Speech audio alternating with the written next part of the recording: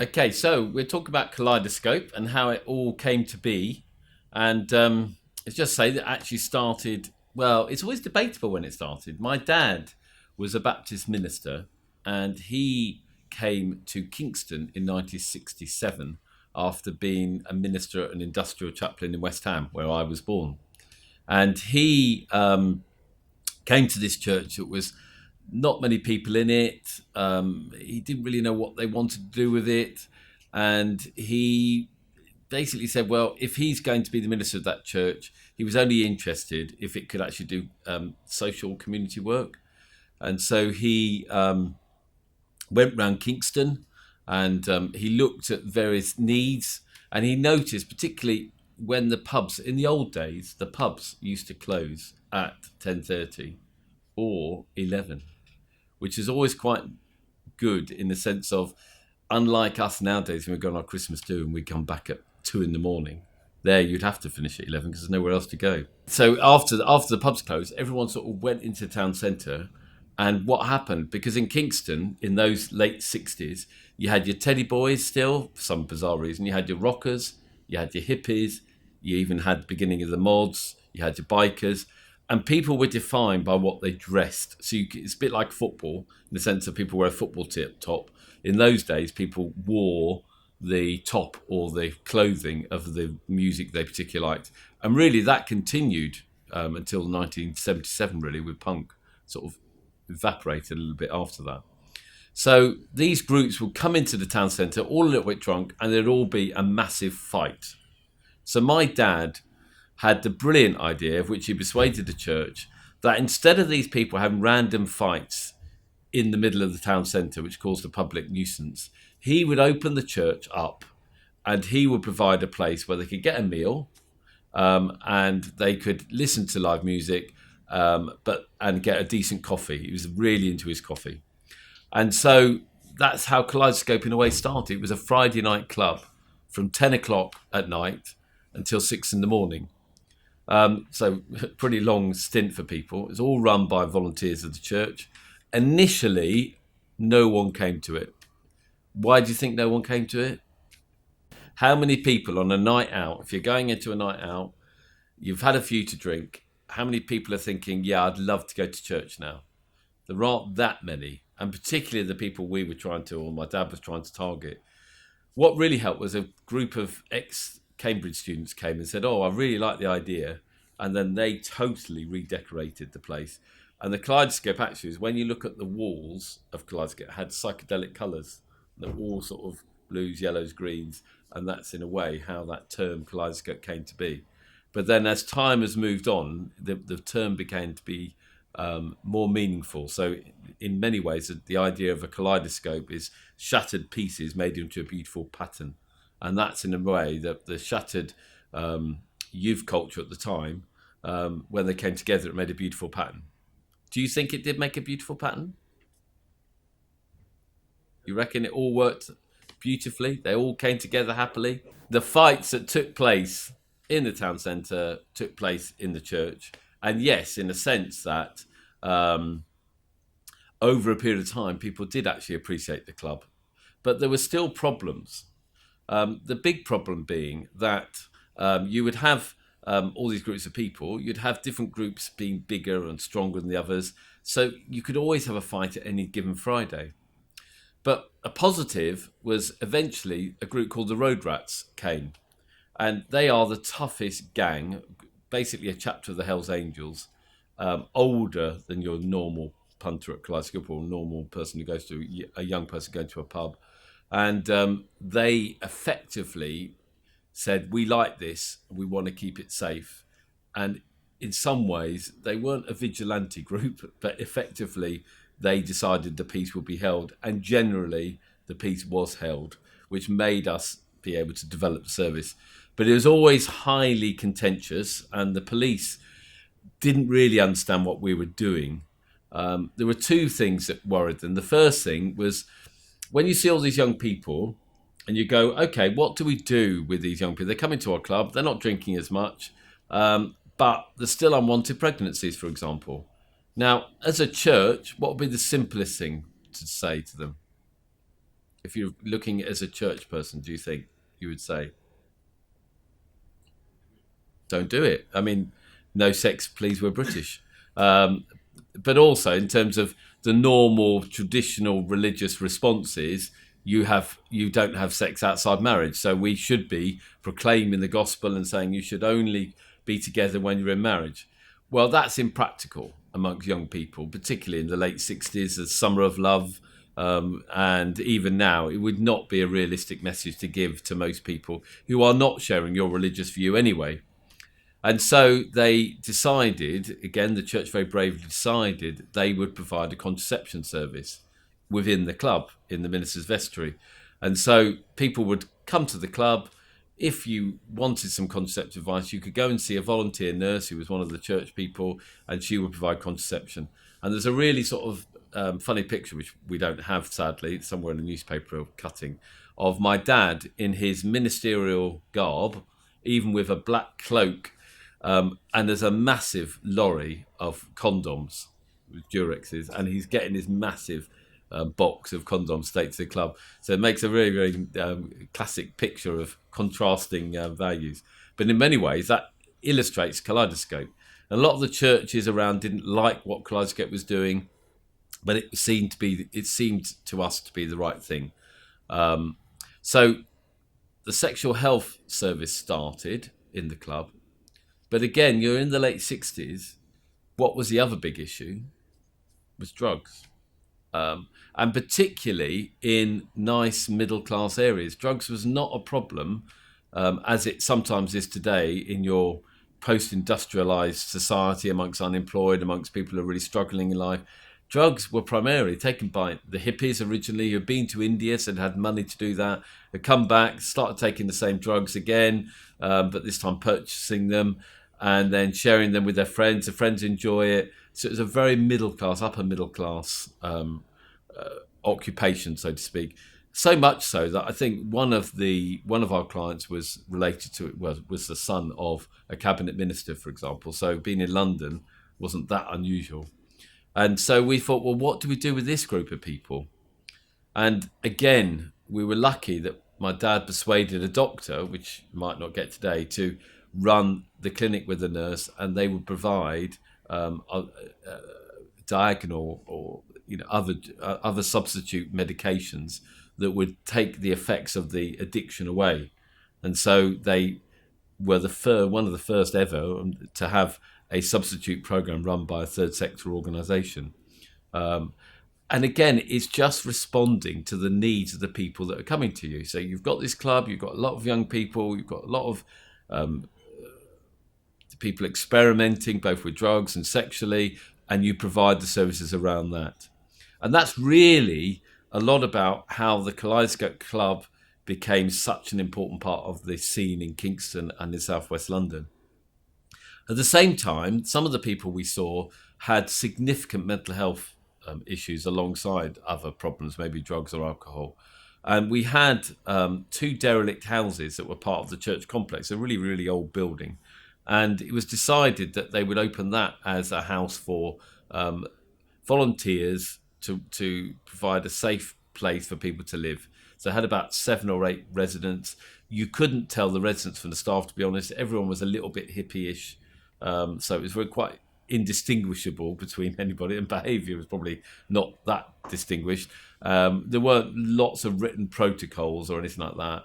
And so those people would come into our houses, even to the extent that, you'd never get away with it now, that there was a tin bath. We didn't even have proper bath. Literally, people just had to boil water and use it. But it was better than where they were, and it was a safer place than being in a squat, and it provided something for people. The problem being, if you look at that though, is you've got a hostel which is in, or a hostel or 2 houses that aren't in great shape. You've got a club which is in an old building. You are beginning to develop services where people are going, okay, we will come for our substitute medication. That group grew. You can't just keep running out of a club forever. So there became a need to look about, okay, where do we go next? And the church in 1975 decided they would demolish the site and then they would rebuild the new Kaleidoscope.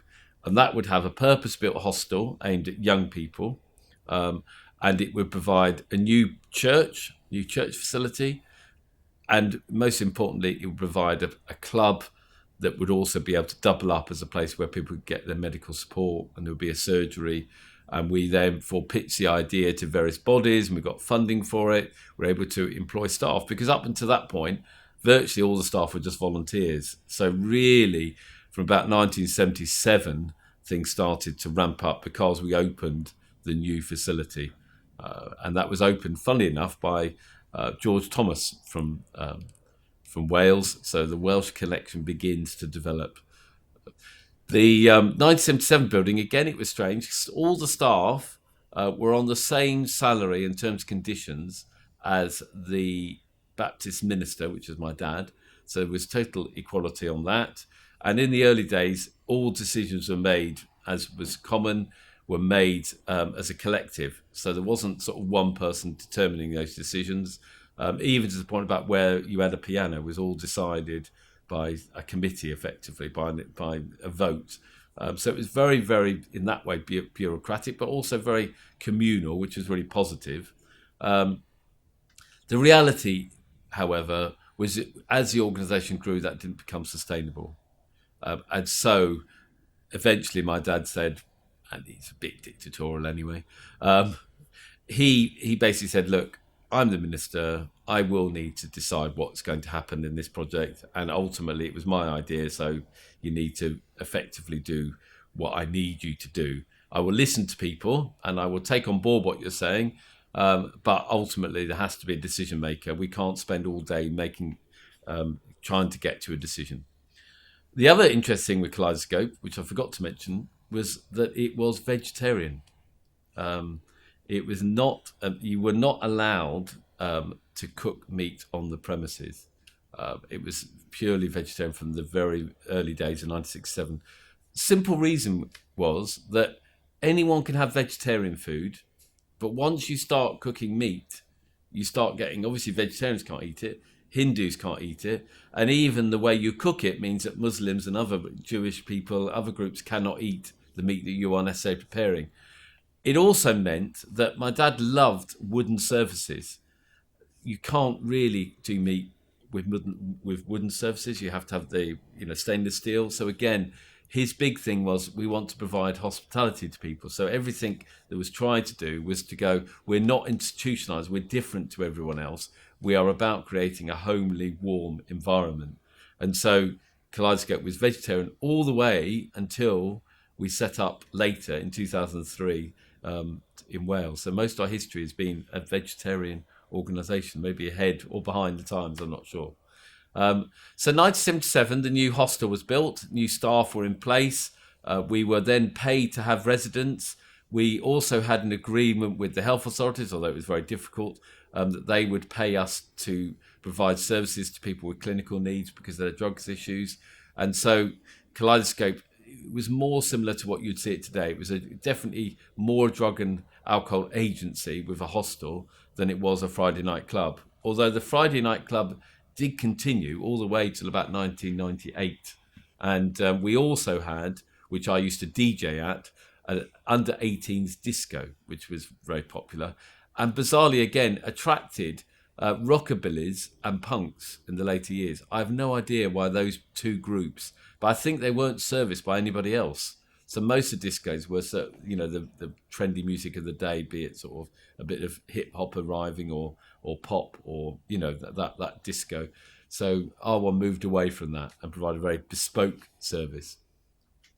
And really, until about 1984, Kaleidoscope just carried on its way. It provided unique education services, support services. For example, we had one of our students got the top mark in AS for Persian. So we linked quite well with Tiffin School in terms of trying to get some education support for our clients through them. And some of the Tiffin boys staff would come down for lunch. But really, we just slowly developed services. But then in about 82 to 85, the problem of drugs really hit communities. And we were finding, we refused to have a waiting list. So we're very unique in terms of we would not allow a waiting list for drug treatment. Well, that meant that the doctor would see people on a Friday and then a Wednesday, could be there until the last person left. It wasn't appointment-based service at first. It was very much, you come, we will see you, you just have to accept, you might have to wait. But the numbers began to rise and rise and rise. And we also had another problem, which was HIV. That came out of the blue for most people. And it was like a real shock in terms of seeing people becoming really ill. Everyone was really frightened of it. I don't know if people can remember, if you're a bit older, that Diana broke taboos by hugging people with HIV because there was a misconception that you could get it by just contact with someone. Well, obviously you get it through sex, but you wouldn't get it through hugging or sharing the air. But the fear was really very, very real. And anyone who had HIV was really, really stigmatized. And our worry was the two biggest communities were the gay community, which we obviously worked with, but we weren't massively involved with. But the drug using community were another group that were very susceptible to this illness because of sharing needles.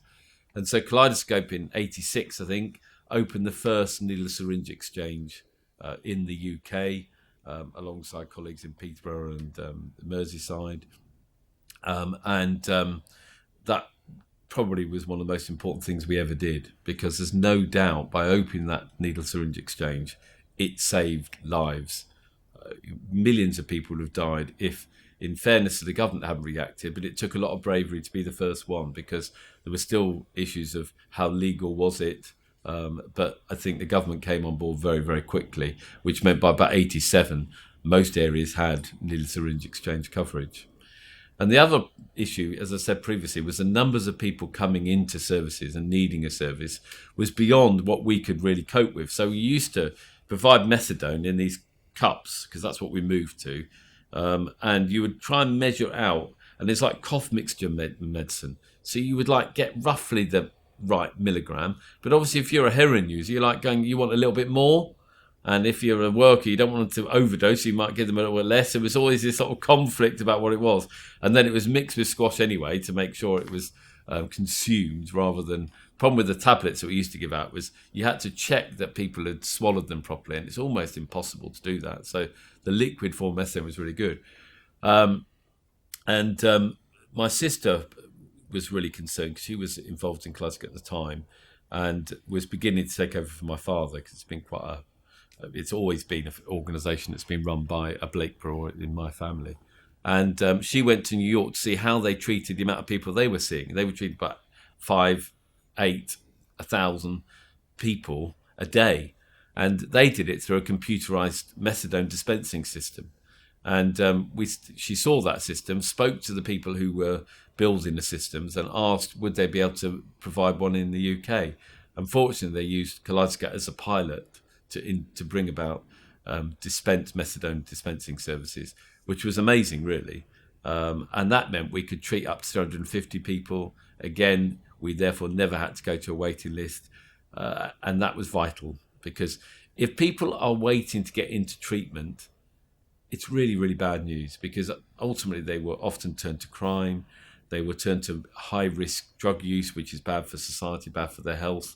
And also, you can miss a lot of people, because it's a bit like if you look at yourself and you look about your diet, or you look at, you've got a health problem, it's slightly, you can just about manage it. So you don't want to go to the GP until you really, really have to, because you have to wait for them and it's all hassle. And well, that's the problem with the drug user, is that they might get to a crisis point, but if they can't get into treatment during that crisis point, then actually they begin to manage it again.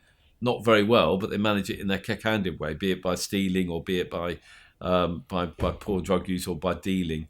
And so for us not to create that problem and to allow the problem to get worse as well was really, really critical. So people getting into treatment happened. And so Kaleidoscope really then became nationally and internationally known for its drug treatment work, which meant that we went, for example, we set up the first methadone dispensing system in Nepal. We set up a needle syringe exchange in Calcutta, the first one there. We were working with a number of different groups about harm reduction, because particularly in India, when we went there initially, it was very much about recovery, which is fine. But ultimately, what about the people who are still using drugs? And the reality is, when you go to a place like India or Pakistan and you look at some of the drug use there, it is totally understandable, but even more so than in the UK, because you've got people who are working to get money by going on the tips and trying to find any plastic or anything like that could be recycled and earn money from that. It's a horrible existence. And there is no possibility of escape from that existence. The existence they have is not caused by their drugs. The problems they have is by the poverty that there is in India and Pakistan. And therefore, actually, the drugs are about the only thing that gives them proper relief from that situation. And I remember being in, some harm reduction advice in Pakistan, which still haunts me today. They had this sort of long war. It was in a place called Peshawar, and people would smoke the opiate, and then literally some of them would just drop dead there and then. And then everyone else just carried on as if nothing had happened. So you would see these bodies just allowing to disintegrate because no one felt they wanted to touch a drug user's body or anything like that. And I remember talking to some of the drug users who were in a better state and saying, well, when you have your meetings, why don't you just at least go to the tap there and wash your hands? And maybe, talking to some drug agents, is there any way we can give them any fruit they can sell to try and build their self-esteem? And then about saying to them, well, when a friend dies, is there any way that you can start burying them, even if it is near where they've died? And slowly, with the drug agencies and the drug users, that started to happen in Pakistan. And that's pretty drastic harm reduction, but that's where we were in that situation. I was out there for a few months in Pakistan itself. We had a couple of workers who were seconded into Pakistan, for example. So there was quite a lot of interworking. We had a lot of visitors from India, from Russia, from Bulgaria, from around the world trying to see how we were doing the work we were doing. We also had innovative things like, for example, for our clients, we had a creche. So, and it was quite amazing because you'd have the children of our clients, and we had the World Health Organization come to visit, and they observed our children, and they said those children are as challenged as many of the children they see in the third world. A lot of the 3-year-olds, for example, didn't know how to use a knife and fork. They only use their hands. Their literacy skills or verbal skills were way below what you'd expect of the age they were in. So real problems. And you look at that now and we realise that then feeds a generation later on of people with serious problems. And they were some of the children that were being supported by the creche we were running. And I think the idea of Kaleidoscope was very much that we wanted to improve the well-being of the drug-using community that were coming, as well as the individual. The fault, you could say, with Kaleidoscope is we're very much focused on the now of where people were. We're focused around trying to support them and their families. But maybe we weren't really that much focused on the recovery aspect of life, which I think, in a way, we got when we came to Wales. And how we end up in Wales is an interesting one because Kaleidoscope had proven itself successful, had an international reputation, but it was still very small, church-based community providing services in Kingston upon Thames. When I became the CEO, I always had this vision that actually Kaleidoscope could go further afield. And I think there probably was my experience of working in India and Pakistan on behalf of Kaleidoscope, which is sponsored by the European Commission, that made me sort of feel actually we could provide this service elsewhere. And a number of different local authorities approached us about trying to provide a rapid prescribing service. But they always said we had to use their premises and we had to use their staff. And effectively, how could we provide a unique service to people if you're just really just managing an old-fashioned service? I remember saying to one that, I'm not saying we're a Rolls Royce, but, you're admitting to us you've got a failed drug system, and then you're still making me work with the consultant doctor who's led that failed drug system. So in a way, you're the larder and we're the Peugeot. And I don't want to just be providing the worst possible service, really. So Newport happened to be looking at an agency who could help them and deliver rapid prescribing services because they had allegedly 1 year waiting list. When we actually came to Newport, we found 4 years people waiting to get into treatment. 4 years. And that was only because a lot of people died while waiting on the waiting list or went to prison. So effectively, there was a treatment block. And that meant the local authority were frustrated because a lot of the people they're placed in temporary housing or into housing itself, they were so busy trying to score their drugs that they didn't actually have any chance to think about rehabilitation, because that was their night, that was their life. And they felt, well, if they could get a substitute prescription and they could start, actually not worrying about their drug use, but worrying about other issues they had, like housing or mental health or children, that would be really, really positive. And so they asked us if we would set up a service. And what was great is they said, we would give you no buildings, we'll give you no staff, and we will only give you a minimum amount of money. The reason that was good is because it meant we sourced our own premises, which was in St. Paul's Church, in basically the attic of the church almost, and that meant we could decorate it and it could be the way we wanted it to be. It meant that we could recruit and train staff, and it was really interesting because when we started, there was a TV documentary that was filmed. The cameraman ended up working for us. He's now here in this room. And it was quite an amazing piece of work to do in Wales, and it was very, very groundbreaking. And it was amazing to have a staff team who were willing and committed to develop this sort of unique service. And fortunately, we had our ups and downs, but within 3 months, we were treating 100 people. We found out the desperate need. I mean, the methadone levels we had to give people were much, much higher than in Kingston, because people couldn't. Their problems had got worse, so we had to give them more methadone to help them deal with their symptoms. We had people coming from, for example, Tredegar every day, because our service is open Monday to Saturday every day. That's a 2.5-hour journey to pick up their methadone and take it on site, and then 2.5 hours back. And that showed you the level of need, not just within Newport, but within Gwent as a whole. And in the end, a couple of years later, we were able to set up a service in Tredegar, and now we've got services right across the Gwent region. But it did take a lot of time, it took a lot of frustration.